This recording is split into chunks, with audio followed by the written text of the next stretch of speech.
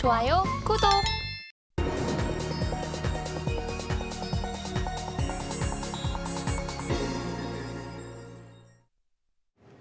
개인 투자자가 아닌 전문가는 장 시작 전 뉴스를 볼 때 어떤 부분에 초점을 맞출까요? 오늘 이분과 이야기 나눠보겠습니다. 인사이트K 배종찬 소장 옆에 모셔봅니다. 어서 오세요. 안녕하십니까? 네, 배종찬 소장과 함께하는 오늘의 일면 화면을 통해서 만나보시죠. 오늘의 헤드라인입니다. 일본 오염수 방류 수산업계 타격으로 헤드라인을 열어보도록 하겠습니다. 지난주 목요일에 방류가 결정이 됐고요. 지금 계속해서 이야기가 많이 나오면서 논란을 야기하고 있습니다. 자, 어떤 이야기를 풀어주실까요? 그렇습니다. 이제 뭐 현실화된 거죠.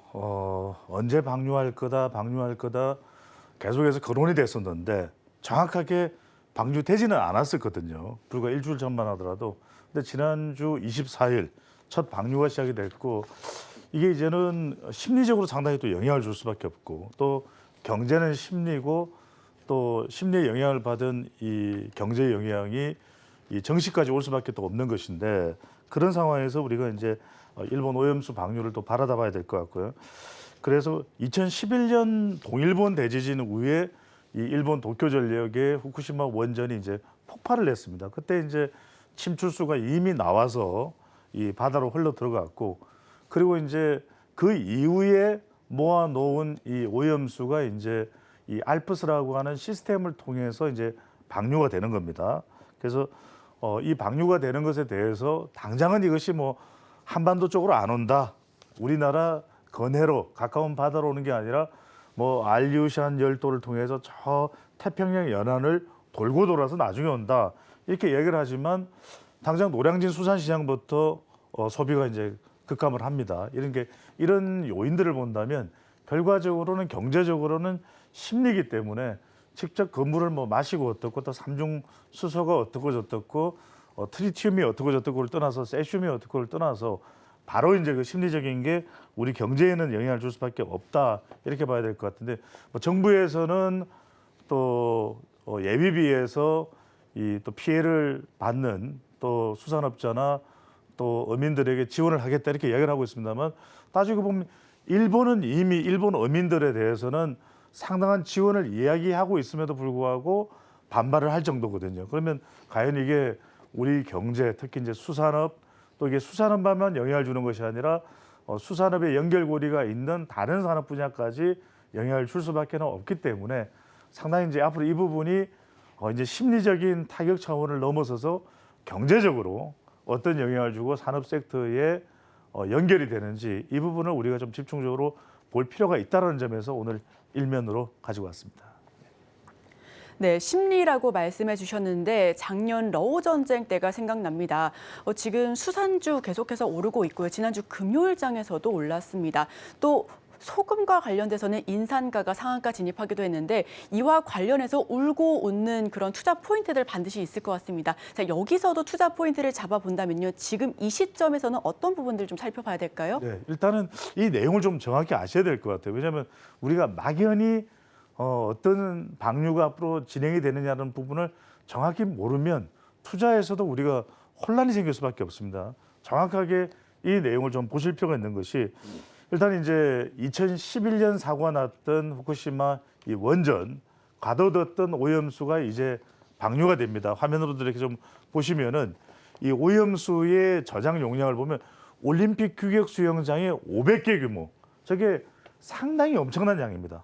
엄청난 양입니다. 모으고 모은 이제 오염수고 지금도 오염수가 계속 생기고 있기 때문에 방류를 하면서도 또 새로 생겨난 오염수도 탱커에 가둬뒀다가 일정한 시점에 이제 바닷물에 희석을 시켜서 이제 내보낼 수밖에 없는데 많은 이제 바닷물하고 이 희석을 시켰다 하더라도 화면에 보시면 다핵종 제거 설비 저게 제일 중요합니다.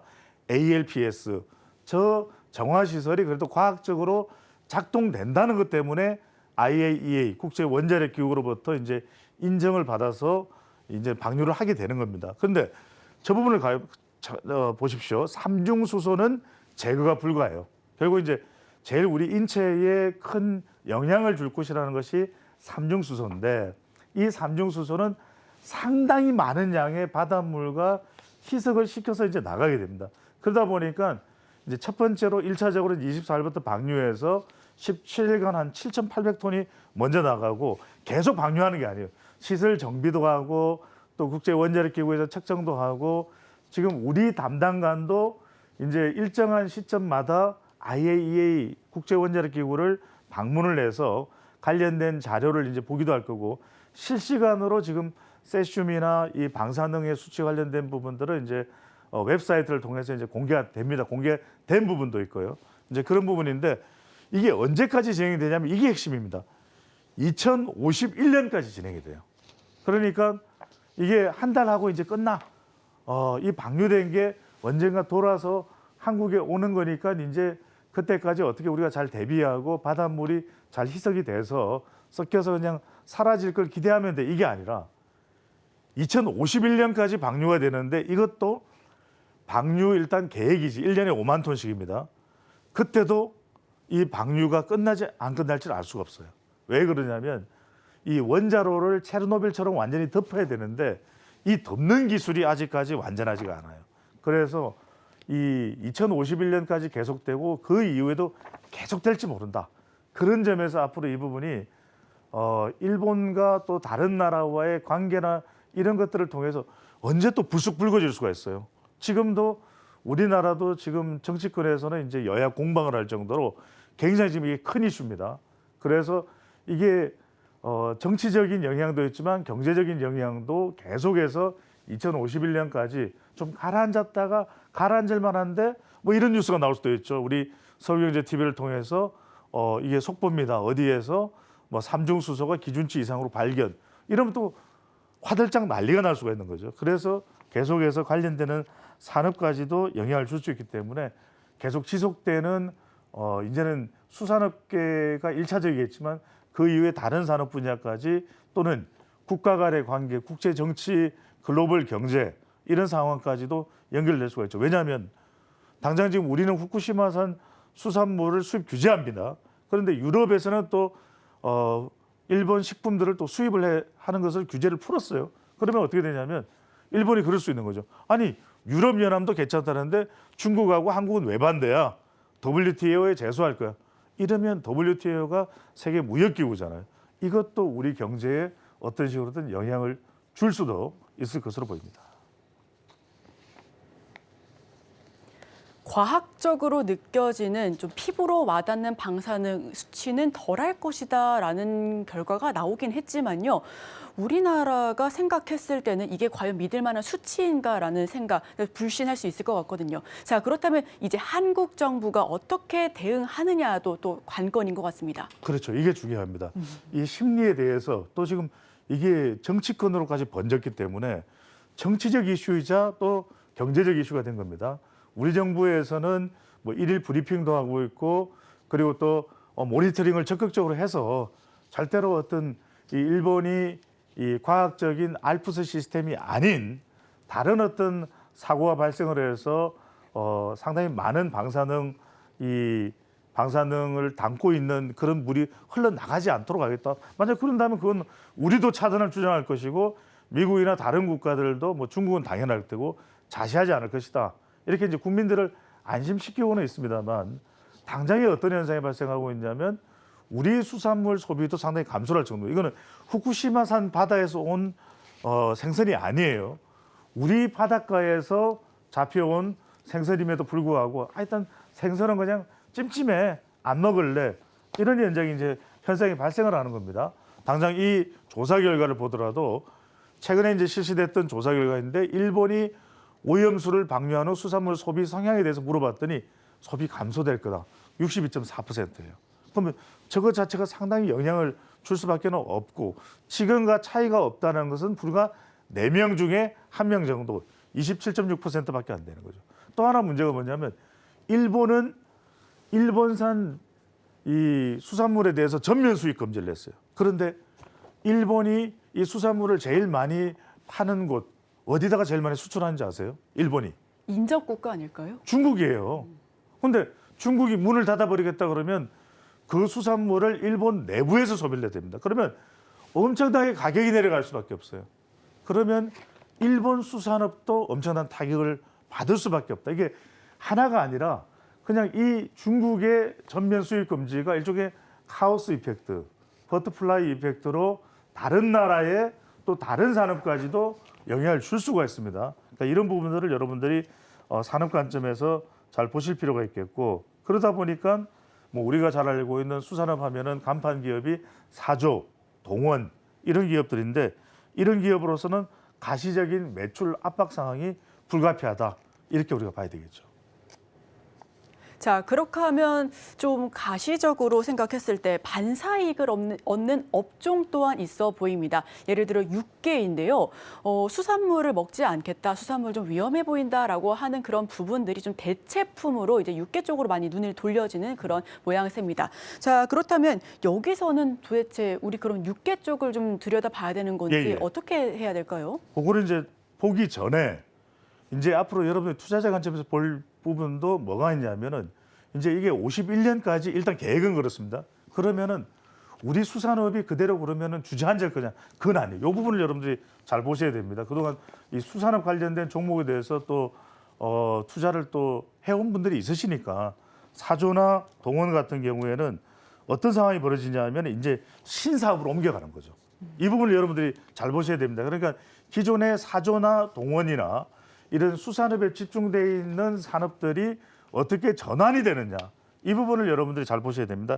그래서 전환 속도가 그래도 좀 빠른 기업이 어디냐면 동원이에요. 그러니까 동원 같은 경우는, 동원 산업은 강원도 양양군에 스마트 연어 양식 단지를 조성합니다.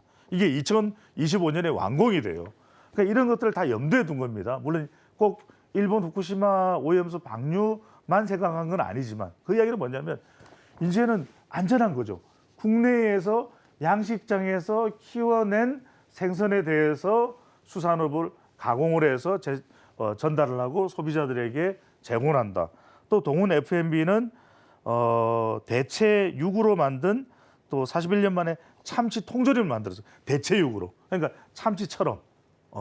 이것도 이제 우리가 동원 그러면 참치, 사조도 참치였는데, 이걸 대체육으로 생선이 아닌 다른 걸로 해서 어떻게 만들어내는 것을 개발을 한 거고, 신세계 푸드 같은 경우에는 GS건설과 친환경 연어 양식 사업을 이제 시작하기로, 거의 이제는 실제 이걸 테스트해 볼 수 있는 그런 시설까지도 건립을 하고 있다. 여러분들이 이 변화를 잘 보실 수 있습니다. 그래서 유기농 양식이 확대되고 대체 식품 열풍도 대체 식품 쪽으로 전환하고 있는 이 수산업계의 동향도 나타나고 있다.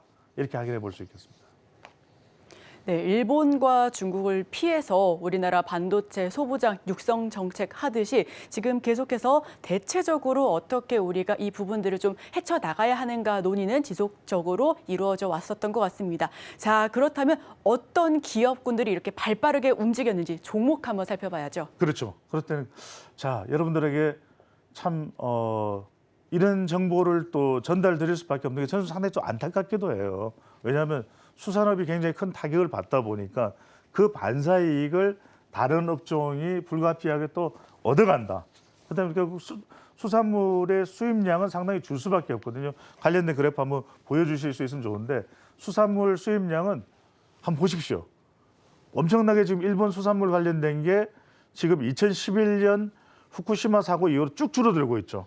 그렇다면 이 줄어든 그 소비를 어떻게 대체를 하느냐? 육가공업계 쪽으로 이제 넘어가게 됩니다. 오늘 소개해드릴 첫 번째 종목이 그래서 하림입니다. 하림. 그러니까 우리가 닭고기 그러면은 간판 기업이 하림이다. 그래서 그동안 참 뭐 AI 조류 독감 이런 것 때문에 참 힘들었던 게 이른바 닭고기 업계였죠. 그런데 참 일본 후쿠시마 이 방류가 되면서 오히려 반사이익을 하림이 가져가는 상황이 나타날 수가 있다. 그러면서 또 이 기업이 그만큼 또 다양한 이 자회사를 통해서, 계열사를 통해서 전반적인 사업 규모를 확대해가고 성장하는 쪽으로 가고 있다는 거죠. 그러니까 단순히 닭고기뿐만이 아니라 이른바 우리가 HMR이라고 하는 국, 탕, 찌개 쪽도 개발이 되고, 라면, 즉석밥, 양념 이런 이제 종합식품 기업인데, 여기서 우리가 한 가지 눈여겨봐야 될 건 이 하림이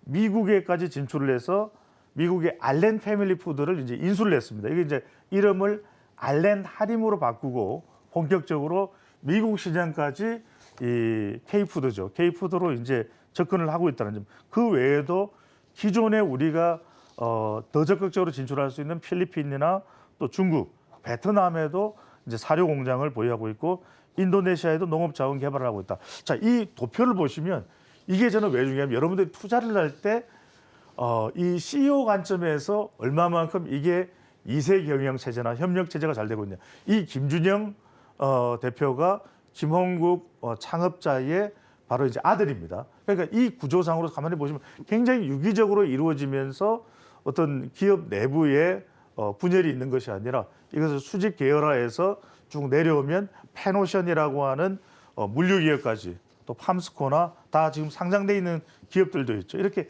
다양하게 분화가 되면서 이 회사가 성장 속도를 좀 내고 있다. 그동안 힘들었던 적도 많지만 그런 상황에서 이 일본 후쿠시마 오염수와 관련된 부분이 이제 탄력을 붙는 하나의 엔진이 뭐 이게 좀 수산업 쪽에는 좀 미안한 마음이 있죠. 근데 그런 상황이 하림 쪽에는 또 나타날 수 있기 때문에 여러분들이 눈여겨보시면 좋을 것 같고.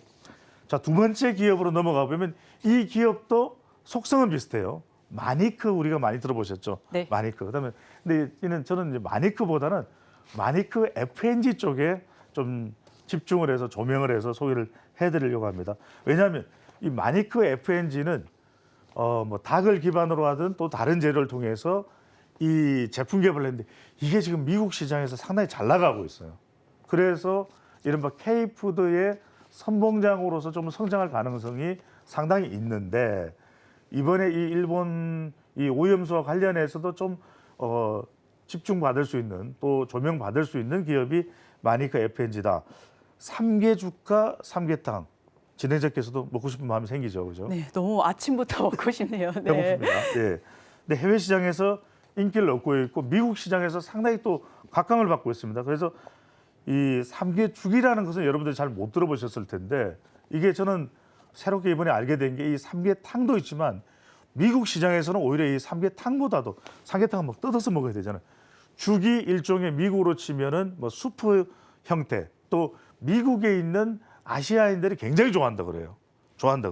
그래서 미국에도 지금 적지 않은 아시아 인구가 있기 때문에 이들을 대상으로 해서도 고품질 프리미엄 제품이라고 해서 식품이라고 그래서 상당히 좀 좋은 가격에 판매가 되고 있어서 이 부분도 상당히 마니크 FNG를 좀 주목하는 거고 또 중국의 타와 그룹이 삼계죽 홍보를 또 강화했어요. 그동안 보통 이제 그냥 우리가 이른바 받아서 그냥 판매하는 정도, 창구 정도의 역할을 하는 협력 관계가 대부분이었다면 적극적으로 홍보를 해요. 그만큼 장사가 되고 소비가 된다는 이야기겠죠. 그다음에 미국의 식품 관계 이 기관이죠.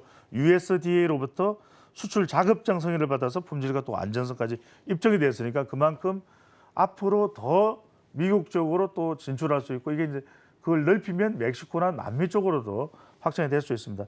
그 다음에 미국 수입을 담당하는 해태 USA와 최근 아시아푸드 이커머스 업체인 야미바이와 이제 업무 협약을 내 뭐냐면 온라인으로도 판매를 할 수 있어요. 그동안에 우리가 주로 이제 미국의 경우에는 식품은 주로 매장인데 이게 온라인으로도 판매될 수가 있기 때문에 그만큼 이제 시장 자체나 수출 양 자체가 상당히 확대될 수 있다는 점도 우리가 주목을 해보면 좋겠습니다. 네, 식품주가 뜨겁긴 한가 봅니다. 지난주에는 저희가 불닭볶음면으로 아침부터 배고프다 했는데 오늘은 삼계죽 이야기를 해주시네요. 네, 하나를 이제 더 소개를 해드려야죠. 이제 이렇게 해서 그 생선에 대한 소비는 줄 테고 그것이 이제 육가공 쪽으로 이제 넘어갈 수 있다는 말씀을 드렸는데 또 하나 이제 이 오염수 방류와 관련되는 건 방사능 측정입니다. 네, 그걸 이번에 여쭤보고 싶었어요. 말씀하시려고 그랬죠, 그죠? 그래서 이 관련된 기업들도 우리가 이제 개인적으로도 방사능 측정을 해보시면 마음도 있겠지만 기업 쪽에서도 이 관련된 기술을 가지고서 앞으로 이제 진출할 수 있는 분야가 더 확대될 수밖에 없다. 그런 점에서 이제 우진에 이제 주목을 하는데 보시면은 제일 왼쪽 하단을 보시면은 원자력 환경 기술 개발을 해놓고 있거든요. 그 다음에 또 오른쪽 이제 세 번째를 보면 제네콘이라고 해서 제염 장비가 상용화돼 있다. 자 하단을 잠깐 보시면 일본 후쿠시마 현지 실증 성공을 현재 홍보 중이다. 그러니까 후쿠시마 이 오염수 원전과 관련해서 이미 이제 실증적으로 성공한 그 기술을 갖추고 있는 기업이 바로 우진입니다. 그래서 우진에 상당히 좀 주목을 해보실 필요가 있다. 아직까지 뭐 주가가 급상승하고 이런 상은 아니기 때문에 그만큼 기술적 가치가 있는 기업으로서 여러분들이 좀 주목을 해보실 필요가 있는데, 이 이제 화면을 보시듯이 자회사를 통해서 국내 기업 최초로 일본 내에 원전 오염 정화 기술을 인정을 받았습니다. 자, 이게 상당히 이제 주목을 받고 있는 거예요. 일본에서도 필요로 할 수밖에 없는 기술이 될 수 있는 것이고요. 자, 원자력 환경 기술 개발을 통해서 일본 후쿠시마 현지에서 방사능, 소각제, 세슘 제거에 대한 실증 실험을 했습니다. 그리고 이제 원자력, 이 중간에 보시는 대로 원자력 이게 이제 백엔드 추진 센터를 통해서 인증서를 이제 획득을 했고요. 인증서를 획득을 했고, 자, 중요한 이제 관련된 이 오염수에서 나오는 성분과 연결을 해보면 바로 세슘입니다. 세슘과 관련해서 이 위험성이 이제 핵분열 생성물인 세슘 137에 의해서 방사능 위험이 생기는 건데, 이 관련된 것을 제거할 수 있는 그런 기술력을 가지고 있는 기업이 바로 우진이 될 수 있겠고요. 정리를 해보면 원자로 내의 핵 개척기, 그러니까 꼭 이런 후쿠시마 원전과 관련되지 않아도 보편적인 일반적인 원전 기술도 가지고 있는 기업이 또 우진입니다. 그래서 앞으로 우리가 원전 관련해서는 계속 우리 산업이 또 확대될 수도 있기 때문에 그런 또 경쟁력도 동시에 갖추고 있는 기업이다. 요약을 해서 정리를 해드리면 원자료 내에 핵 개척기 기술도 가지고 있고, 냉각제 수위 감시용 열 전대 기술도 가지고 있고, 제어봉 위치 전송기 기술도 가지고 있고요. 그다음에 냉각제 온도 감시 센서, 이걸 보통 우리가 원자료와 관련된 계측, 측정을 하는 거죠. 이제 4대 기술이라는데 이걸 다 성공을 했어요. 다 국산화를 한 기업이 바로 우진입니다. 그런 점에서 여러분들이 주목을 해보실, 이 후쿠시마 오염수 방류와도 또 연관지어서 우진이라는 기업을 한번 눈여겨보실 필요가 있겠습니다.